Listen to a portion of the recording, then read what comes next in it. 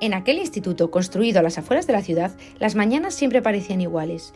Pasillos llenos, murmullos y una rutina que ocultaba un problema profundo.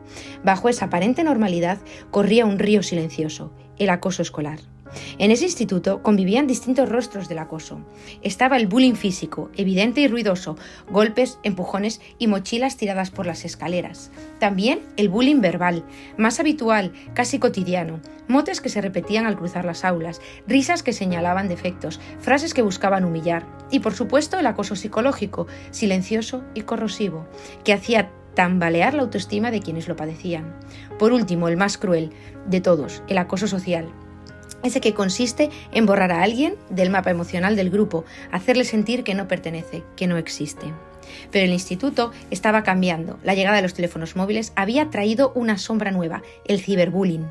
Si antes el acoso terminaba al sonar la última campana, ahora continuaba en la pantalla del móvil, en mensajes anónimos, en fotos compartidas sin permiso, en comentarios que se multiplicaban con cada clic. La humillación se hacía pública, instantánea, permanente. Detrás de cada uno de esos actos siempre había tres figuras que sostenían la historia. El acosador, que solía moverse con seguridad entre su grupo, orgulloso de la influencia que ejercía. A veces era hábil, popular, capaz de manipular a los demás sin que nadie sospechara de él. Otras veces era inseguro, impulsivo, alguien que reproducía la violencia que veía en casa o que él mismo sufría en el instituto. En algunos casos era ambas cosas, acosador y víctima a la vez. La víctima, por su parte, tenía muchos rostros. Algunos eran tímidos, callados, con baja autoestima y parecían encogerse los hombros para hacerse invisibles. Otros, paradójicamente, eran catalogados como molestos por su forma de interactuar, torpe, impulsiva, ansiosa. Ninguno de ellos lo merecía, pero el instituto, como tantos otros, seguía atrapado en la idea equivocada de que algunas reacciones justificaban la violencia. Y luego estaban los espectadores. Ellos eran los que más sabían y menos hablaban. Algunos se convertían en cómplices por miedo a perder su lugar dentro del grupo. Otros simplemente observaban riendo o grababan con el móvil sin intervenir. Había quienes preferían no ver nada, convencidos de que era mejor no meterse en problemas. Y en contadas ocasiones surgía alguien valiente dispuesto a defender a la víctima, aunque ese gesto solía costarle caro.